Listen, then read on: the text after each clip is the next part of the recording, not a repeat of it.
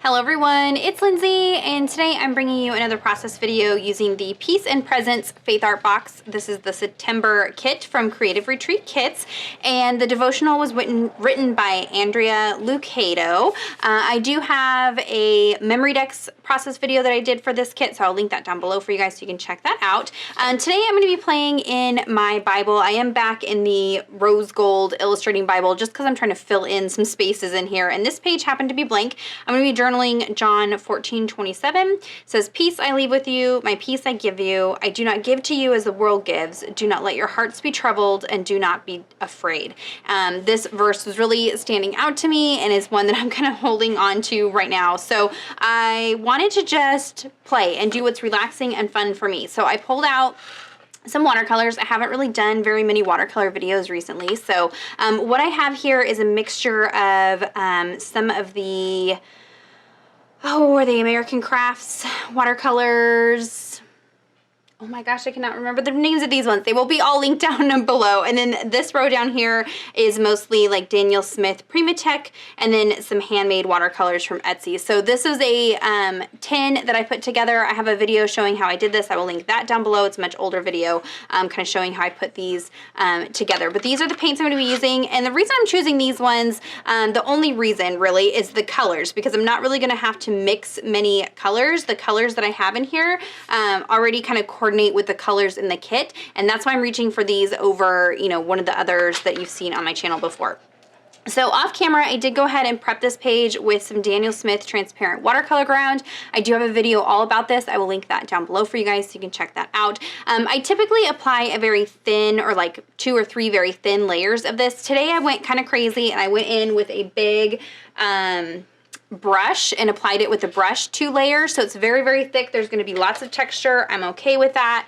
I kind of just did that for the sake of being quick. I have an entry on the back side of here that I just didn't want to mess with or have anything bleed through or anything like that. So it is very, very thick with the watercolor ground, but that's okay. We're just going to go in and do some very loose, random florals, stick some stickers down for the verse, and call it good. So let me go ahead and put you on fast forward and I'll get this page put together. All right, so I'm gonna go ahead and get started with these florals. Now, I have a couple of tips for you guys. One is to practice watercolor florals on a separate piece of paper, whether it be watercolor cardstock or something like that. I just have some inexpensive Canson watercolor paper that I test things out on. So I kind of try to create a floral arrangement or different florals on there first before going to my page. And that kind of helps give me some confidence, give me some ideas for arrangements and colors and things like that. So I always kind of do that. So actually off to the side, off camera, what I don't show is exactly that. I went ahead and tested this all out on a piece of watercolor paper first before taking it to the page. But side note, working in your Bible is so different from painting on watercolor paper. Even with the watercolor ground, it's nothing like working on the watercolor paper. I probably should have showed that paper in here just so you could see the difference, but it's almost like this ground kind of grabs a hold of the pigment. So it's much more pigmented, and things didn't flow quite as well. It wasn't as like soft and washy looking on the Bible page. And so just keep that in mind. I love how it turned out. It just turned out very different than how it did on, regular watercolor paper. So just keep that in mind. It is going to be a little bit different, but testing it out beforehand just gives you, some arrangements and sizing and things like that. So just play around. But I'm just going to go in with a variety of different little floral shapes here. You can see that they're not perfect. It's just very messy, and I'm trying to stick to purples and blues and pinks like the colors in the kit this month. And the nice thing about watercolor is you don't have to worry so much about it covering the Bible text. These particular watercolors are from Prima. I finally remembered. And they are a little bit more opaque than like a higher grade watercolor, just because they're more geared towards crafters, and just the types of colors that are in here, like this blue, that light pink, they have like a white mixed in with it, and so it makes it a little bit more opaque. But for the most part, I can see the text through watercolor no problem. And then I'm really only using the purple from the Primatech line of Daniel Smith watercolors, and you can buy those in the tube. You can find some Etsy shops online that offer them in already poured pans. You just kind of have to look around.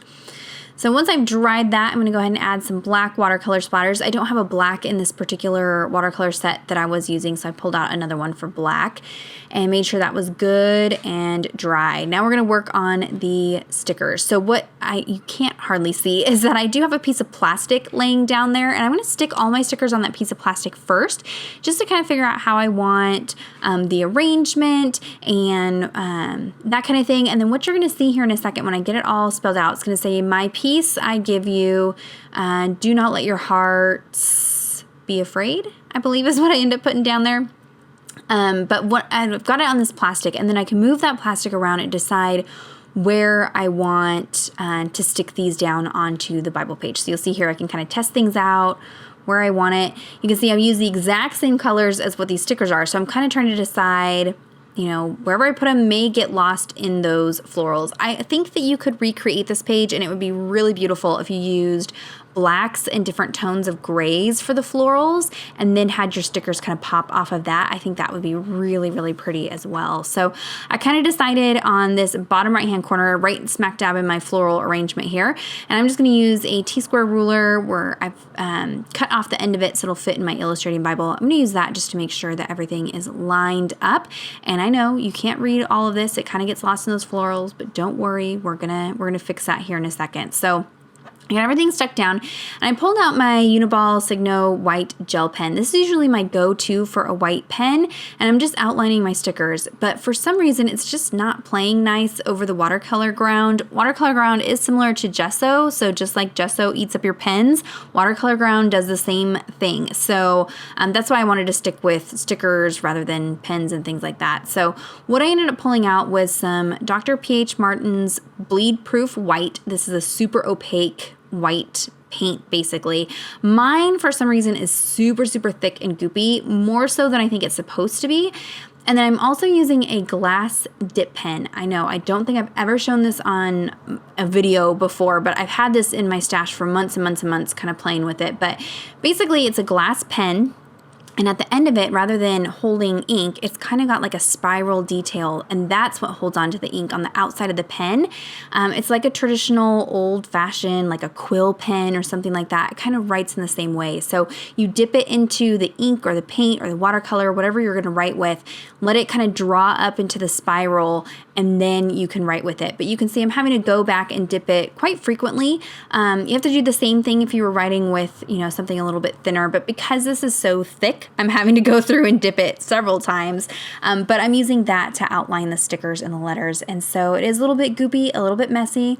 It's not going to be perfect. I definitely need to perfect using this pen, and the Bleed Proof White is not the ideal medium to use with this pen, but I bought it so that I could use it with some of the Amsterdam acrylic inks and things like those to do my journaling and kind of play around with that. But it did get the job done. You can see those stickers stand out just a little bit more off of that floral arrangement. And then at the top here, I'm just going to use a few more of the stickers to create a little tab cluster. I have that one that says Not of This World, and then that little dove. On the back side, I'm just applying a powder tool wherever the stickiness is still exposed from those stickers. And that is going to be it for my entry today. We're keeping it very, very simple. So if you have any questions or comments, be sure to leave those down below. Check out the description box. I will have everything that I used linked down below for you guys. Give this video a thumbs up if you enjoyed it. Subscribe to the channel if you're not already subscribed. And until next time, thank you so much. Bye-bye.